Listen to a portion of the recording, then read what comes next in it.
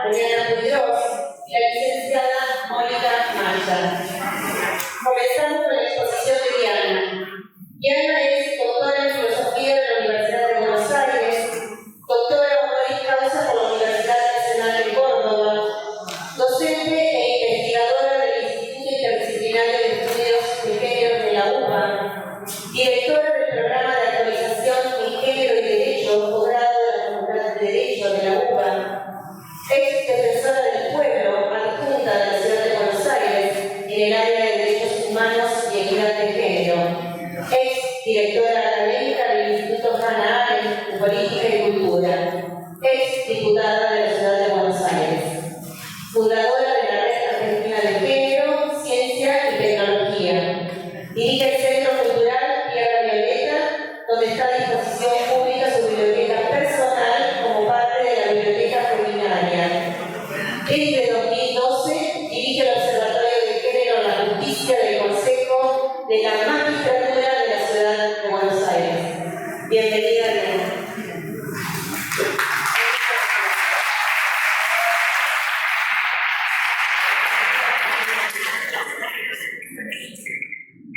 Yo quiero, por eso tenemos una asociación, 40 años de feminismo van sumando en el currículum. Tendría que decir que tengo acá muchas amigas, amigos, amigas, que me encanta verles en este auditorio y encontrarnos físicamente. Era una deuda que teníamos, una aspiración que tenemos siempre, venir a estas facultades, y venía, me encanta, entonces estar compartiendo acá, y especialmente quienes todavía conservan en el cuerpo la alegría del encuentro de las mujeres, las cabezas rapaditas, las banderitas de colores, así que muchas gracias por compartir. Y quería pensar algo que me viene muy bien en la película de Susana Piedra, y además quería verla y fue maravilloso llegar y encontrarme con la película, porque allí se habla de una impunidad. Yo conocí a ese juez y conocí a sus víctimas, a 2 generaciones de víctimas en Mar del Plata. Su condición de abuso sexual infantil no se quedó solamente en la salida de sus hijas. Y pensar entonces qué pasa cuando llegan a la justicia los testimonios de estos niños, niñas y niños. Así que lo que voy a compartir con ustedes se llama Injusticia Sistémica y Experiencia Infantil, la difícil escucha de la verdad. Como titular del Observatorio de Género en la Justicia de la Ciudad de Buenos Aires, recibo consultas de litigantes, de agentes del Poder Judicial local y de otras jurisdicciones del país, por dudas sobre cómo interpretar el derecho, en los mejores supuestos del derecho, con marcos de derechos humanos, con perspectiva de género, y con preocupantes pedidos de apoyo en situaciones en las que lejos de resolver las problemáticas de las víctimas profundizan y perpetúan la violencia que padecen. Los casos de violencia institucional, a veces cuando hablamos de violencia institucional inmediatamente lo vinculamos con represión policial. Pero en todas las instituciones hay violencia y el lugar al que recurrimos para defendernos es la justicia. Y cuando ahí encontramos violencia, se reproduce esta situación patriarcal de que quien debe protegerme me vulnera, me viola, me castiga. Los casos de violencia institucional por parte de agentes estatales no solo se dan en las investigaciones de delitos de violencia sexual, sino también cuando los estados requieren a las mujeres y a las niñas que prueben sus propias vulnerabilidades para acceder a derechos de los que son titulares. Y lo que requerirán ambas cosas, las dos pueden tener que ver con situaciones de violencia, en un caso directamente la cuestión de abuso sexual infantil o de violencia hacia mujeres y niñas, pero también aquellas situaciones en las cuales son vulnerados derechos económicos, sociales y culturales, a veces por acción y a veces por omisión, porque no se hace y no se da lo que tiene que hacerse y darse. La complejidad que implica el abordaje de la investigación o tratamiento de casos de abuso sexual u otros delitos de los que son víctimas o testigos, niñas y adolescentes, hacen que sea, según han publicado la guía del UNICEF y la Asociación por los Derechos Civiles, imprescindible que intervengan una multiplicidad de organismos del Estado y diversos actores pertenecientes a distintas disciplinas que deben coordinar su trabajo para brindar la mejor atención posible a los niños víctimas. Niños y niñas. perdonen por eso. Esto es importante porque cuando hay divisiones políticas que impiden articular áreas del Estado, la consecuencia es hostilidad la reciben las personas más vulnerables. La importancia de una intervención multidisciplinaria y coordinada de las distintas agencias estatales que evite la ridiculización y no agrave los padecimientos de quienes acceden a la justicia en reclamo de sus derechos es algo que resaltamos constantemente quienes tenemos acceso a causas de distinta índole que involucran a las infancias. Un desafío es equilibrar el compromiso para evitar la revictimización al tiempo que se dispone la mayor cantidad de recursos posibles para que niños, niñas y adolescentes expresen sus puntos de vista sobre todas las situaciones que les afectan en primera persona y en los momentos oportunos. Es decir, es importante que se establezcan mecanismos oportunos, efectivos, para que sus voces sean oídas en el marco de los procesos judiciales y analizar cuidadosamente esos mecanismos para que no sean revictimizadores. Existe una relación estrecha entre prácticas revictimizadoras en instituciones adultocéntricas y la subrogación de las voluntades de la infancia. No se hace lo que los niños y niñas expresan, sienten y necesitan, sino lo que las personas adultas que en su nombre proceden y hablan, piden el nombre de ellos. Entonces esta subrogación es realmente una sustracción de sus derechos. Recursos suficientes, eficacia en el abordaje y conocimiento de la temática son cuestiones indispensables que vemos como requerimientos constantes en cada uno de los casos que tratan sobre los derechos de las infancias. Es imposible garantizar el derecho de acceso a la justicia si las instituciones públicas reproducen la discriminación estructural que afecta a las infancias cuyo estatus como sujeto de derecho es constantemente puesto en cuestión. Quiero introducir aquí un concepto importante elaborado por la epistemología feminista, en particular por la epistemóloga Miranda Fricker, que es el de injusticia sistémica. Ella habla de un tipo de injusticia vinculado al conocimiento, pero no del acceso a los saberes, algo sobre lo que Adriana además ha escrito durante décadas, ¿no? Cómo acceder, cómo respetar los diversos saberes. No, Miranda Fricker no habla de la injusticia sistémica solamente con acceso a los saberes, sino como capacidad de hacer valer la propia experiencia y la propia percepción. Sobre todo en la justicia, donde no todos los testimonios son acreditados de la misma manera. El poder penal es selectivo, no solo con quienes castiga, sino con quienes escucha. A quien escucha y a quien le da crédito del sistema penal. A quien le da la palabra y con qué resultados. Fricker llama injusticia testimonial, la injusticia sistémica la divide en testimonial y hermenéutica, llama injusticia testimonial a la situación donde el oyente no otorga credibilidad al hablante. De hecho, creo, por ejemplo, que un caso de injusticia testimonial es el que sufre sistemáticamente las mujeres que van a denunciar violencia. Es una experiencia que atraviesa no solo las infancias, sino también las mujeres cuando van a denunciar violencia sexual. Se tolera e incluso se promociona el inexistente síndrome de alienación parental. Acabamos de ver una muestra de eso.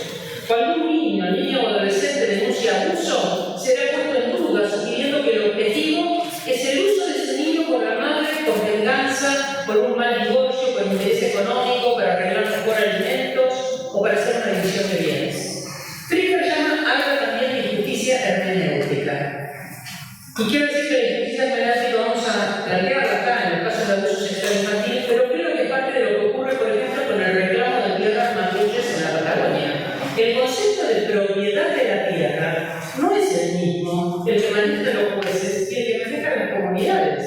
Manejan otro concepto de propiedad. Hay una injusticia hermenéutica porque lo que se pide es un papel que Benetton puede dar, pero las comunidades mapuches no. Y en esos términos de propiedad que se desconoce.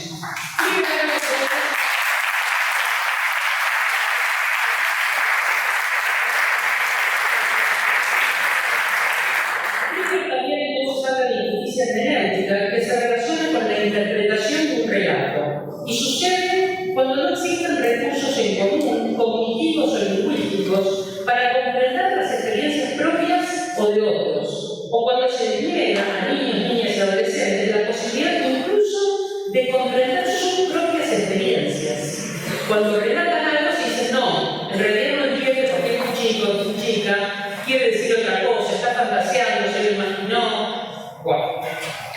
Aquí quiero resaltar el papel de quienes intermedian en estas expresiones que a ciertas edades y por el abrazamiento que producen estas experiencias son muy difíciles. Quienes hacen una entrevista en cámara crecen, quienes a través de dibujos o juegos interpretan la posibilidad de una relación abusiva y hacen el peritaje para que la justicia tome como prueba ese testimonio en los términos que el procedimiento obliga y que no podrían ser cumplidos de otro modo o de un modo directo, porque en la primera infancia no tienen ni siquiera el vocabulario ni los conceptos para expresar lo que ha experimentado más allá del dolor o del miedo. Esas personas, esos profesionales, esas profesionales, han sido especialmente atacados, incluso penalmente, por romper el pacto patriarcal que naturaliza el poder patrimonial sobre los cuerpos de las mujeres y los niños. Y quiero destacar con mucha admiración y con mucho amor la presencia de la gestora acá en el público.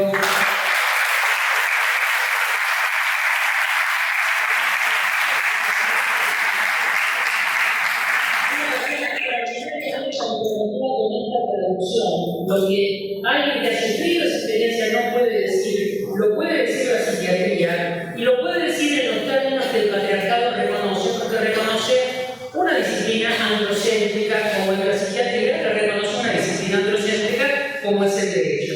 Poder hacer de puente, de estrategia, de complicidad, bueno, gracias siempre por eso. Han pasado 20 años, el padre de Gracia sigue dando misa, pero hay algo que hacer un año medio de la tierra.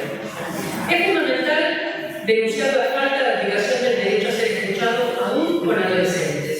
En casos en que es obligatorio hacerlo, por las decisiones que los afectan, los jueces no lo citan o no dejan constancia de sus posiciones y necesidades cuando los reciben forzadamente en el proceso, tienen que escuchar al niño, a la niña, a las niñez. Entonces, ni siquiera queda constancia de cuáles son las condiciones, se cumple la formalidad, la mayoría de veces no es el juez o la jueza quienes lo reciben. Entonces pasa como algo absolutamente intrascendente e insignificante, en el sentido literal. Intrascendente e insignificante. Ello implica una fuerte violencia institucional por parte de la justicia porque desconocen la Convención por los Derechos del Niño, cuanto menos. Precisamente esa injusticia sistémica es la que arropa a la violencia institucional y en algunos casos la falta de debida diligencia a la que están obligados por la Convención de Derechos para.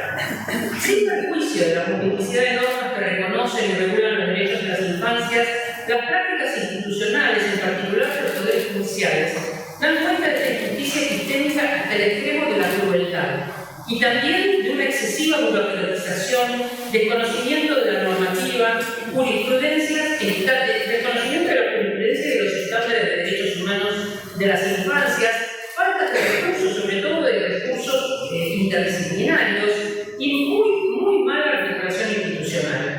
Según el informe de UNICEF, del total de 5.151 víctimas de violencia sexual atendidas entre el 2019 y el 2020, el 63.1% son niñas, niños y adolescentes. Así como las infancias son la mayoría de los pobres, también son la mayoría de quienes sufren violencia sexual. Sin importar la edad, el mayor porcentaje de víctimas es de género femenino, 80.2%. Si analizamos la pobreza, también nos vamos a encontrar con el diferenciado por género, el mayor nivel de pobreza es de las mujeres. Habiendo mayor diferencia de género en estas violaciones a medida que aumenta la edad. El informe señala también que la intersección con otras vulnerabilidades incide en el riesgo de que niños, niñas y adolescentes sufran o padezcan vulneraciones a los derechos y situaciones de violencia, incluida la violencia sexual. En el contexto local, en la ciudad de Buenos Aires, ahora estamos en La Plata, pero en la ciudad de Buenos Aires, más del 30% de los hogares con niños, niñas y adolescentes tienen las necesidades básicas insatisfechas. En la ciudad de Buenos Aires, la precariedad habitacional afecta más especialmente a niños, niñas y adolescentes, con la mayoría de quienes tienen déficit habitacional. Y quiero tomar este ejemplo, el ejemplo de la falta de vivienda, porque es uno de los derechos básicos, económicos, sociales y culturales, porque porque mi jurisdicción es la ciudad de Buenos Aires, por eso me refiero a estas cifras, ¿no? Quiero dar este ejemplo porque son los derechos que se violan no solamente por acción, como dije, sino por omisión del Estado. Cuando pensamos en derechos civiles y políticos, pensamos en un Estado que interviene abusivamente, que persigue, que mata, que secuestra, que tortura, que prohíbe, que censura. Cuando pensamos en derechos económicos, sociales y culturales, pensamos en aquellos que sin la intervención del Estado no se pueden ejercer. El derecho a la educación, a la salud, a la vivienda, al trabajo, sin intervención del Estado, en iguales condiciones, no se pueden ejercer. Entonces, esos derechos se violan por omisión. También quiero decir, porque se está votando el presupuesto, que hay un principio de derechos, hay varios principios en la teoría de los derechos humanos, pero hay uno muy importante que explica que los derechos económicos, sociales y culturales, por supuesto, dependen del presupuesto de cada país. Entonces, en países pobres o en países con dificultades económicas, hay menos capacidad para progresar en los estándares de estos derechos. Pero hay un principio que es el de no regresividad. Muy bien, no le puedes dar más vivienda, no le puedes dar más escolaridad, no puedes aumentar la cantidad de años en los que atiendes la escolaridad, sobre todo en la primera infancia. Bueno, por lo menos no retrocedas. El principio de no regresividad es un principio de derechos humanos. Estamos votando un presupuesto absolutamente regresivo y eso es una violación de los derechos humanos. En el Observatorio del Género en la Justicia, las defensorías y los juzgados nos derivan amparos habitacionales en los que nos piden dictaminar sobre el impacto de la violencia de género en el acceso a la vivienda en condiciones dignas de habitabilidad. La relación entre violencia y condiciones de vivienda, sobre todo violencia sexual, es una relación que se puede poner en pares. En muchos de estos casos, la huida del hogar de mujeres y niñas y adolescentes tiene que ver con la violencia padecida en el interior y especialmente el caso de las niñas con haber sufrido violencia sexual. Escapan de sus casas y a veces se encuentran como destino la prostitución infantil. Y es algo absolutamente siniestro. Estas niñas y sus familias en situaciones de extrema vulnerabilidad social deben acudir a los tribunales para no aumentar el estado de precariedad o para no poner en riesgo a las niñas de volver a sufrir este tipo de violencia. En muchos casos la respuesta del sistema es desalentadora. Por un lado, extrema victimización, el sometimiento de niñas y sus familias a dar múltiples explicaciones. Todas las personas tenemos derecho a una vivienda digna. Va una madre con sus hijas, o con sus hijas e hijos, a pedir por el acceso a la vivienda. Uno de sus argumentos de vulnerabilidad es la violencia, y en particular la violencia sexual producida sobre una o más de las niñas de sus hijas, le hacen declarar y le hacen preguntas y le hacen probar la violencia sexual cuando el objetivo es conseguir una vivienda. Es un derecho social, es una revictimización absurda, donde no se está, esa jueza no está interviniendo en resolver el caso de violencia sexual. Entonces, realmente es algo incomprensible. Estas niñas y sus familias, entonces, son revictimizadas, el sometimiento a dar múltiples explicaciones y relatos sobre la situación de abuso, o incluso aportar pruebas sobre la violencia padecida o la situación de vulnerabilidad en la que se encuentran, así como la escasa, y esto es algo sistemático en la violencia sexual, la escasa valoración probatoria del testimonio de la víctima. Ese testimonio no tiene valor, ahí hay injusticia epidémica testimonial. Por otro lado, con buenas intenciones, el sistema encuentra eficaz hacer uso de situaciones de abuso como estrategia de litigio en aquellos casos en los que el delito no está puesto en debate y obliga a las víctimas y a sus familias a un escrutinio sobre mentiras que no solicitaron al momento de hacer el reclamo habitacional. El Estado en estos casos, en la piel del sistema de justicia, se vuelve un segundo agresor, que lejos de garantizar derechos y reparar a las víctimas de violencia, las somete a prácticas estigmatizantes y revictimizantes que constituyen violencia institucional. Pretender que toda la carga probatoria recaiga en las víctimas, que sean ellas las que tienen que probar y acercar al tribunal las pruebas del delito, en estos casos incluso víctimas menores de edad, va en contra de las obligaciones internacionales del Estado en materia de derechos humanos, la obligación estatal de investigar violaciones a los derechos de las mujeres y niñas no puede depender de una iniciativa procesal de las víctimas o de la aportación privada de elementos probatorios, especialmente posición para contribuir a construir dichas pruebas. Tampoco debiera acreditarse haber sufrido violencia sexual en el marco de un amparo habitacional como supuesto de validación del derecho a la vivienda. Todos estos supuestos constituyen violencia institucional. En términos generales, en derecho, quien invoca la vulneración de un derecho es quien tiene que ofrecer la prueba. Es verdad, ese es el procedimiento del derecho. Un derecho pensado desde y para los varones adultos blancos, propietarios y capaces, que responde a sus intereses y a sus puntos de vista, y que esconden esta consideración androcéntrica de esa masculinidad bajo la idea de un sujeto abstracto que es el sujeto de la ley, que no tiene sexo, no tiene clase, no tiene edad, no tiene color, no tiene. ¿Vale este modo de exigir la prueba cuando el agravio es la violencia de género y el abuso sexual infantil? El juez puede, la jueza también, puede, si lo consideran recomendable, aplicar lo que se llama carga probatoria dinámica y entonces proceder a construir esa prueba por fuera de lo que la víctima puede ofrecer. ¿Por qué no lo hace? Digo esta pregunta, por lo tanto, ¿por qué no lo hace?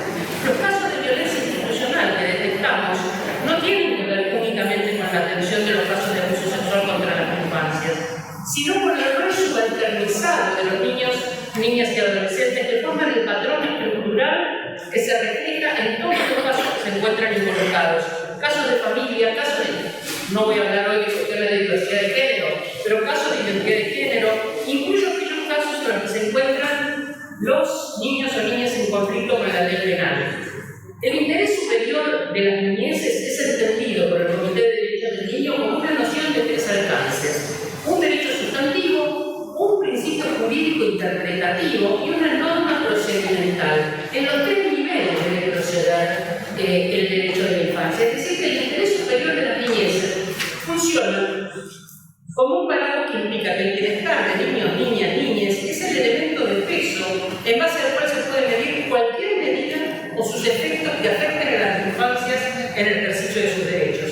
En cualquier procedimiento administrativo o judicial que tenga efectos sobre sus vidas, niños, niñas y adolescentes tienen derecho a ser oídos, a que se tome en cuenta primordialmente su opinión, a participar activamente en todo el procedimiento, a recurrir cualquier decisión y a ser asistidos por una persona letrada particular o asignada por el Estado, pero que represente a la infancia, no que represente los intereses familiares o intereses adultos. Es decir, que incluso en aquellos casos en los que hubiera tensiones entre personas menores de edad y sus progenitores o tutores legales, estas pueden acudir a instancias administrativas o judiciales para el ejercicio de sus derechos y deberán contar, en los casos en los que sea necesario, con representación letrada de las propias infancias provistas por el Estado. El amparo normativo de los derechos de niños, niñas y adolescentes es muy amplio, como en general son los tratados de derechos humanos, también para las mujeres, también para las universidades. Sin embargo, resta desarticular aquellos mecanismos de justicia epistémica que incluyen las vivencias, los deseos, las declaraciones y las percepciones de las infancias y que están todavía muy presentes en las instituciones políticas. Muchas gracias.